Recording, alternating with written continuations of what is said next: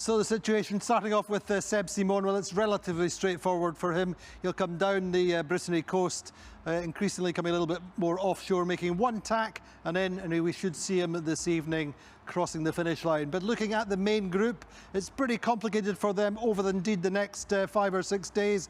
They have this high pressure ridge, first of all, to come through, and then up here to their northwest, we have this big low pressure system coming in. We're seeing 40, 50 knots in the gusts. The big problem for them is the size of the seas, probably 7 or 8 meters. So it's a big question for them. These boats are tired and it's a question of being conservative and making sure they get into the finish. So the option is generally to try and stay a little bit further to the east to avoid the low pressure as much as possible.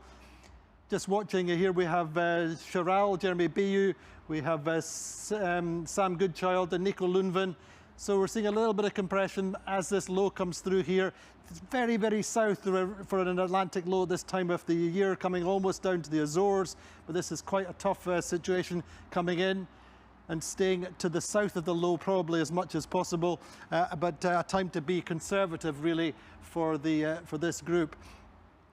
Now then, for the group in the down here, where Roman Atanasio here certainly has made a nice break, but he still has to get out into the southeasterly trades, perhaps a little bit further out.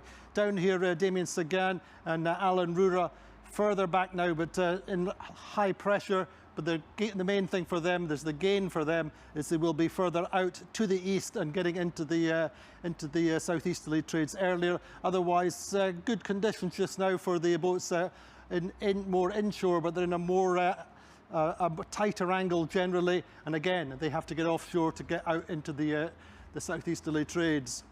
So then, otherwise, quite complicated for this group here. Girek Sude making a nice move out. Otherwise, the boats more to the west have got this high pressure zone with Violet Dorange down here and Seb Marseille going quite nicely out on the east, closest to the Brazilian coast. But that's the way things are playing for them. And then finally, for the group who are closer to Cape Horn, Ollie here now up against the exclusion zone, but generally in quite good conditions. The question is whether Jinkun Chu will actually come to the east of the Falklands. There is an option to get to the west, perhaps. Quite strong breezes in there, so that's going to be one to watch. But congratulations to Jinkun Chu getting around Cape Horn last night.